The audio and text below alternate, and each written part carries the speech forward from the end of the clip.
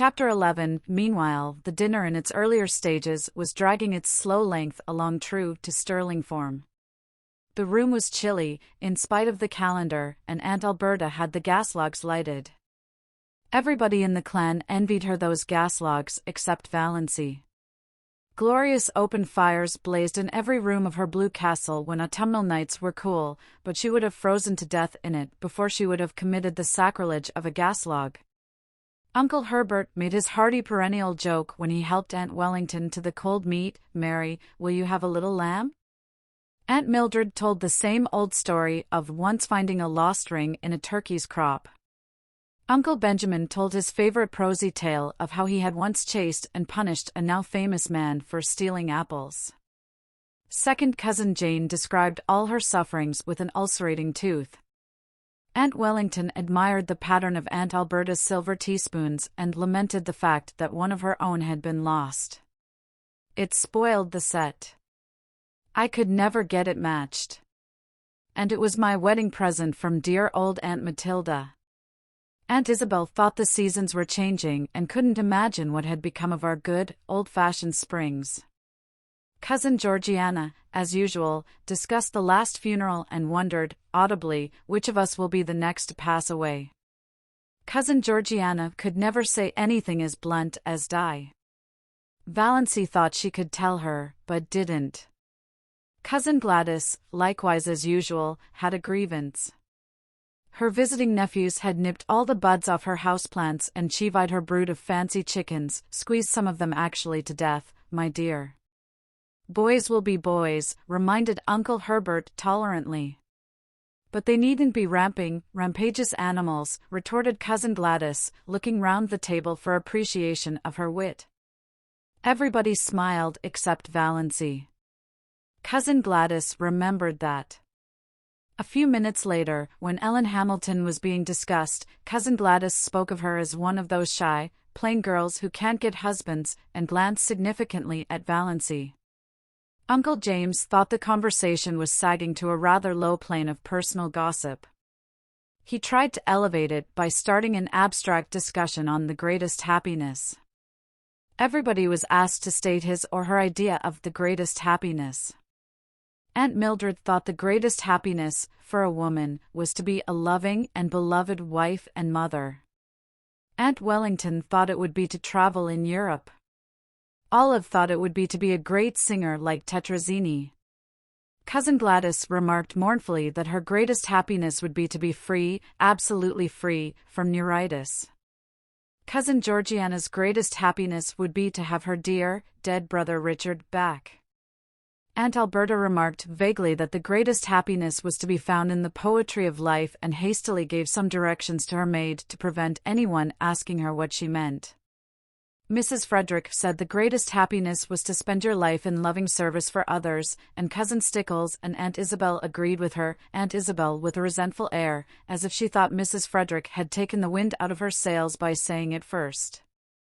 "We are all too prone," continued Mrs. Frederick, determined not to lose so good an opportunity, to live in selfishness, worldliness, and sin. The other women all felt rebuked for their low ideals, and Uncle James had a conviction that the conversation had been uplifted with a vengeance. "The greatest happiness," said Valency suddenly and distinctly, "is to sneeze when you want to." Everybody stared. Nobody felt it safe to say anything. Was Valency trying to be funny? It was incredible.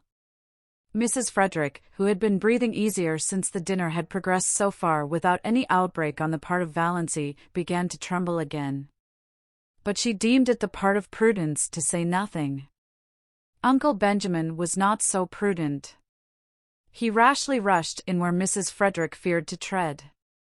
"Doss," he chuckled, "what is the difference between a young girl and an old maid?" "One is happy and careless, and the other is cappy and hairless," said Valency. "You have asked that riddle at least 50 times in my recollection, Uncle Ben. Why don't you hunt up some new riddles if riddle you must? It is such a fatal mistake to try to be funny if you don't succeed." Uncle Benjamin stared foolishly. Never in his life had he, Benjamin Sterling, of Sterling and Frost, been spoken to so. And by Valency of all people. He looked feebly around the table to see what the others thought of it. Everybody was looking rather blank. Poor Mrs. Frederick had shut her eyes. And her lips moved tremblingly, as if she were praying. Perhaps she was. The situation was so unprecedented that nobody knew how to meet it. Valency went on calmly eating her salad as if nothing out of the usual had occurred. Aunt Alberta, to save her dinner, plunged into an account of how a dog had bitten her recently. Uncle James, to back her up, asked where the dog had bitten her. Just a little below the Catholic Church, said Aunt Alberta. At that point Valency laughed. Nobody else laughed. What was there to laugh at? Is that a vital part? Asked Valency. What do you mean? Said bewildered Aunt Alberta, and Mrs. Frederick was almost driven to believe that she had served God all her years for naught. Aunt Isabel concluded that it was up to her to suppress Valency. Doss, you are horribly thin, she said. You are all corners. Do you ever try to fatten up a little? No, Valency was not asking quarter or giving it. But I can tell you where you'll find a beauty parlor in Port Lawrence where they can reduce the number of your chins. Valency. The protest was wrung from Mrs. Frederick. She meant her tone to be stately and majestic, as usual, but it sounded more like an imploring whine. And she did not say Doss. She's feverish, said Cousin Stickles to Uncle Benjamin in an agonized whisper. We've thought she seemed feverish for several days. She's gone dippy, in my opinion, growled Uncle Benjamin. If not, she ought to be spanked. Yes, spanked. You can't spank her. Cousin Stickles was much agitated. She's 29 years old. So there is that advantage, at least, in being 29, said Valency, whose ears had caught this aside. Doss, said Uncle Benjamin, when I am dead you may say what you please. As long as I am alive I demand to be treated with respect. Oh, but you know we're all dead, said Valency, the whole Sterling clan. Some of us are buried and some aren't, yet. That is the only difference. Doss, said Uncle Benjamin, thinking it might cow Valency, do you remember the time you stole the raspberry jam? Valency flushed scarlet, with suppressed laughter, not shame. She had been sure Uncle Benjamin would drag that jam in somehow. Of course I do, she said. It was good jam. I've always been sorry I hadn't time to eat more of it before you found me. Oh, look at Aunt Isabel's profile on the wall. Did you ever see anything so funny? Everybody looked, including Aunt Isabel herself, which of course destroyed it. But Uncle Herbert said kindly, I wouldn't eat any more if I were you, Doss. It isn't that I grudge it, but don't you think it would be better for yourself? Your stomach seems a little out of order. Don't worry about my stomach, old dear, said Valency. It is all right. I'm going to keep right on eating. It's so seldom I get the chance of a satisfying meal. It was the first time anyone had been called old dear in Deerwood. The Sterlings thought Valency had invented the phrase, and they were afraid of her from that moment. There was something so uncanny about such an expression. But in poor Mrs. Frederick's opinion, the reference to a satisfying meal was the worst thing Valency had said yet. Valency had always been a disappointment to her. Now she was a disgrace. She thought she would have to get up and go away from the table. Yet she dared not leave Valency there. Aunt Alberta's maid came in to remove the salad plates and bring in the dessert. It was a welcome diversion. Everybody brightened up with a determination to ignore Valency and talk as if she wasn't there. Uncle Wellington mentioned Barney Snaith. Eventually, somebody did mention Barney Snaith at every Sterling function, Valency reflected. Whatever he was an individual that could not be ignored. She resigned herself to listen. There was a subtle fascination in the subject for her, though she had not yet faced this fact. She could feel her pulses beating to her fingertips. Of course they abused him. Nobody ever had a good word to say of Barney Snaith. All the old, wild tales were canvassed, the defaulting cashier, counterfeiter, infidel, murderer in hiding legends were thrashed out. Uncle Wellington was very indignant that such a creature should be allowed to exist at all in the neighborhood of Deerwood. He didn't know what the police at Port Lawrence were thinking of. Everybody would be murdered in their beds some night. It was a shame that he should be allowed to be at large after all that he had done. "What has he done?" asked Valancy suddenly. Uncle Wellington stared at her, forgetting that she was to be ignored. "Done. Done. He's done everything." "What has he done?" repeated Valancy inexorably. "What do you know that he has done? You're always running him down. And what has ever been proved against him?" "I don't argue with women," said Uncle Wellington. "And I don't need proof. When a man hides himself up there on an island in Muskoka, year in and year out, and nobody can find out where he came from or how he lives, or what he does there, that's proof enough. Find a mystery and you find a crime." "The very idea of a man named Snaith," said second cousin Sarah. "Why, the name itself is enough to condemn him." "I wouldn't like to meet him in a dark lane," shivered cousin Georgiana. "What do you suppose he would do to you?" asked Valancy. "Murder me," said cousin Georgiana solemnly. "Just for the fun of it?" suggested Valancy. "Exactly," said cousin Georgiana unsuspiciously. "When there is so much smoke, there must be some fire. I was afraid he was a criminal when he came here first. I felt he had something to hide.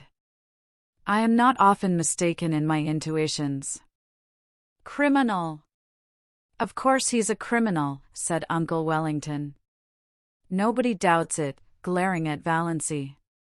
"Why, they say he served a term in the penitentiary for embezzlement." "I don't doubt it. And they say he's in with that gang that are perpetrating all those bank robberies round the country." "Who say?" asked Valancy. Uncle Wellington nodded his ugly forehead at her. What had got into this confounded girl, anyway? He ignored the question. "He has the identical look of a jailbird," snapped Uncle Benjamin. "I noticed it the first time I saw him. A fellow by the hand of nature marked, quoted and signed to do a deed of shame," declaimed Uncle James. He looked enormously pleased over managing to work that quotation in at last. He had been waiting all his life for the chance. "One of his eyebrows is an arch and the other is a triangle," said Valancy. "Is that why you think him so villainous?" Uncle James lifted his eyebrows. Generally when Uncle James lifted his eyebrows, the world came to an end. This time it continued to function. "How do you know his eyebrows so well, Doss?" asked Olive, a trifle maliciously. Such a remark would have covered Valancy with confusion 2 weeks ago, and Olive knew it. "Yes, how?" demanded Aunt Wellington. "I've seen him twice, and I looked at him closely," said Valancy composedly. "I thought his face the most interesting one I ever saw." "There is no doubt there is something fishy in the creature's past life," said Olive, who began to think she was decidedly out of the conversation, which had centered so amazingly around Valancy. "But he can hardly be guilty of everything he's accused of, you know." Valancy felt annoyed with Olive. Why should she speak up in even this qualified defense of Barney Snaith? What had she to do with him? For that matter, what had Valancy? But Valancy did not ask herself this question. "They say he keeps dozens of cats in that hut up back on Mistawis," said second cousin Sarah Taylor, by way of appearing not entirely ignorant of him. Cats. It sounded quite alluring to Valancy, in the plural. She pictured an island in Muskoka haunted by pussies. "That alone shows there is something wrong with him," decreed Aunt Isabel. People who don't like cats, said Valancy, attacking her dessert with a relish, always seem to think that there is some peculiar virtue in not liking them. The man hasn't a friend except Roaring Abel, said Uncle Wellington. And if Roaring Abel had kept away from him, as everybody else did, it would have been better for some members of his family. Uncle Wellington's rather lame conclusion was due to a marital glance from Aunt Wellington reminding him of what he had almost forgotten, that there were girls at the table. If you mean, said Valancy passionately, that Barney Snaith is the father of Cecily Gay's child, he isn't. It's a wicked lie. In spite of her indignation, Valancy was hugely amused at the expression of the faces around that festal table. She had not seen anything like it since the day, 17 years ago, when at Cousin Gladys' thimble party, they discovered that she had got something in her head at school. Lice in her head. Valancy was done with euphemisms.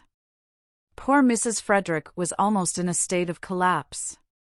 She had believed, or pretended to believe, that Valancy still supposed that children were found in parsley beds. Hush, hush, implored Cousin Stickles. I don't mean to hush, said Valancy perversely. I've hushed all my life. I'll scream if I want to. Don't make me want to. And stop talking nonsense about Barney Snaith. Valancy didn't exactly understand her own indignation. What did Barney Snaith's imputed crimes and misdemeanors matter to her? And why, out of them all, did it seem most intolerable that he should have been poor, pitiful little Cecily Gay's false lover? For it did seem intolerable to her. She did not mind when they called him a thief and a counterfeiter and jailbird, but she could not endure to think that he had loved and ruined Cecily Gay. She recalled his face on the 2 occasions of their chance meetings, his twisted, enigmatic, engaging smile, his twinkle, his thin, sensitive, almost ascetic lips, his general air of frank daredevil-try. A man with such a smile and lips might have murdered or stolen, but he could not have betrayed. She suddenly hated everyone who said it or believed it of him. When I was a young girl, I never thought or spoke about such matters, Doss, said Aunt Wellington, crushingly. But I'm not a young girl, retorted Valancy, uncrushed. Aren't you always rubbing that into me? And you are all evil-minded, senseless gossips. Can't you leave poor Cissy Gay alone? She's dying. Whatever she did, God or the devil has punished her enough for it. You needn't take a hand, too. As for Barney Snaith, the only crime he has been guilty of is living to himself and minding his own business. He can, it seems, get along without you. Which is an unpardonable sin, of course, in your little snobocracy. Valancy coined that concluding word suddenly and felt that it was an inspiration. That was exactly what they were, and not one of them was fit to mend another. Valancy, your poor father would turn over in his grave if he could hear you, said Mrs. Frederick. I dare say he would like that for a change, said Valancy brazenly. Doss, said Uncle James heavily, the 10 Commandments are fairly up to date still, especially the 5th. Have you forgotten that? No, said Valancy, but I thought you had, especially the 9th. Have you ever thought, Uncle James, how dull life would be without the 10 Commandments?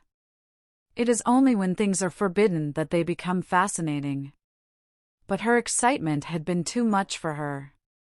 She knew, by certain unmistakable warnings, that one of her attacks of pain was coming on. It must not find her there. She rose from her chair.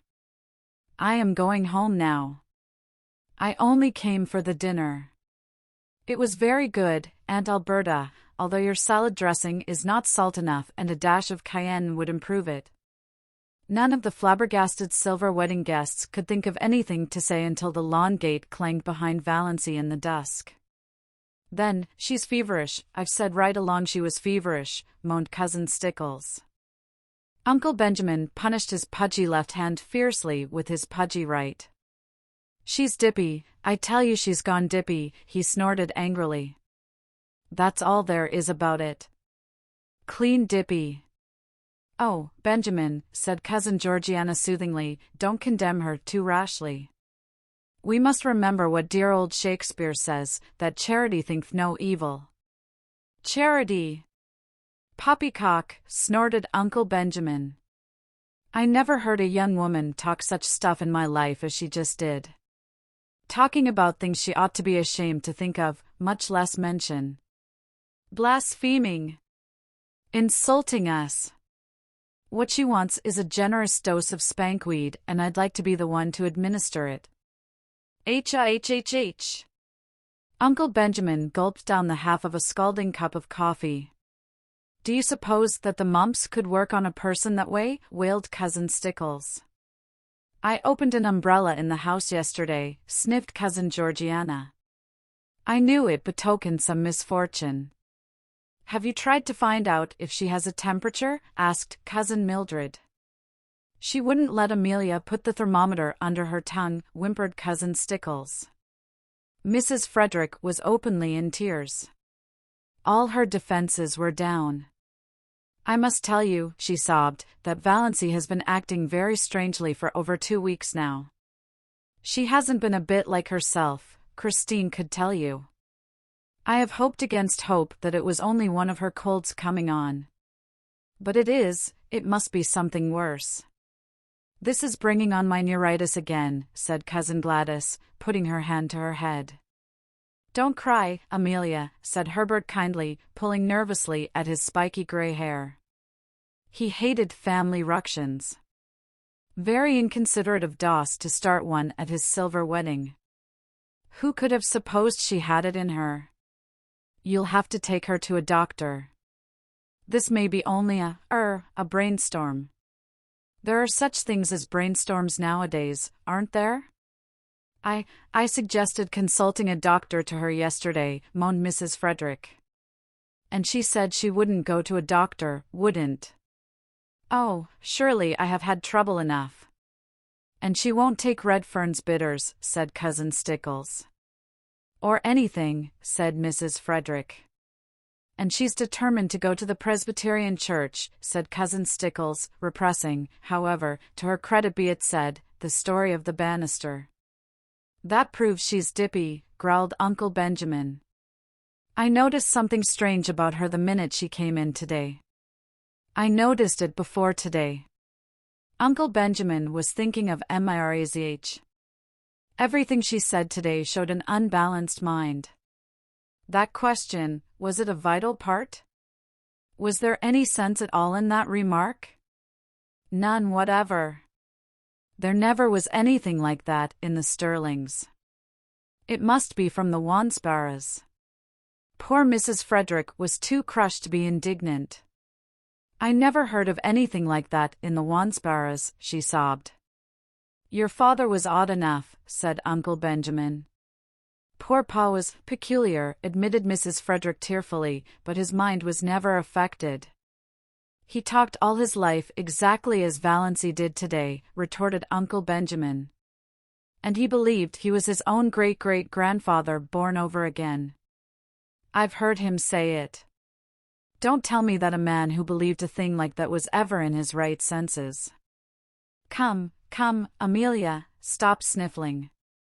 Of course Doss has made a terrible exhibition of herself today, but she's not responsible. Old maids are apt to fly off at a tangent like that. If she had been married when she should have been, she wouldn't have got like this. "Nobody wanted to marry her," said Mrs. Frederick, who felt that, somehow, Uncle Benjamin was blaming her. "Well, fortunately there's no outsider here," snapped Uncle Benjamin. "We may keep it in the family yet. I'll take her over to see Dr. Marsh tomorrow. I know how to deal with pig-headed people." "Won't that be best, James?" "We must have medical advice certainly," agreed Uncle James. "Well, that's settled.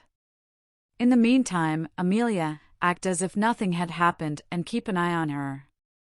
Don't let her be alone.